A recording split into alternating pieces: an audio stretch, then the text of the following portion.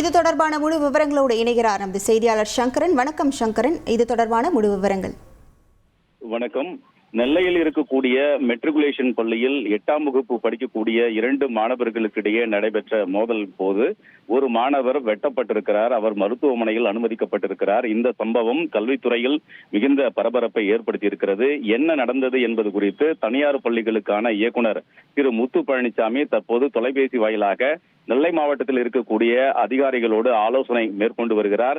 ஏற்கனவே சம்பந்தப்பட்ட அந்த பாதிக்கப்பட்ட மாணவனுடைய தந்தை ஒரு புகார் அளித்திருக்கிறார். பள்ளியில் பிரச்சனை இருக்கிறது, உரிய நடவடிக்கை எடுக்க வேண்டும் என்று ஏற்கனவே பள்ளி நிர்வாகத்திடம் கடிதம் அளித்திருப்பதாக அவர் தெரிவித்திருக்கிறார். அந்த கடிதத்தின் மீது ஏன் விசாரணை நடத்தவில்லை, ஏன் நடவடிக்கை எடுக்கவில்லை என்பது உள்ளிட்ட நடந்தது என்ன, எப்படி ஒரு மாணவர் பள்ளி நிர்வாகத்திற்கு தெரியாமல் எப்படி கத்தியை உள்ளே கொண்டு வந்தார் என்பது போன்ற பல்வேறு கேள்விகளை எழுப்பி இது தொடர்பாக ஒரு முழுமையான அறிக்கை அளிக்கும்படி பள்ளி நிர்வாகத்திற்கு தனியார் பள்ளிகள் இயக்குனர் உத்தரவிட்டிருப்பதாக தகவல்கள் வெளியாகி இருக்கின்றன. அந்த அறிக்கையின் அடிப்படையில் மேற்கொண்டு நடவடிக்கை எடுக்கப்படும் என்று எதிர்பார்க்கப்படுகிறது.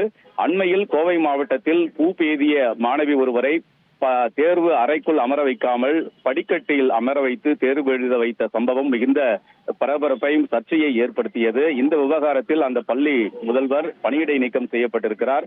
இந்த நிலையில் தற்போது நெல்லையில் தனியார் பள்ளியில் இந்த கத்திக்குத்து சம்பவம் நடைபெற்றிருப்பது மேலும் அதிர்ச்சியை ஏற்படுத்தியிருக்கிறது.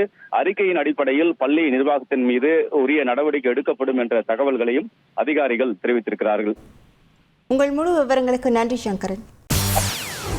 செய்திகளை உடனுக்குடன் தெரிந்து கொள்ள உடனே சப்ஸ்கிரைப் பண்ணுங்க.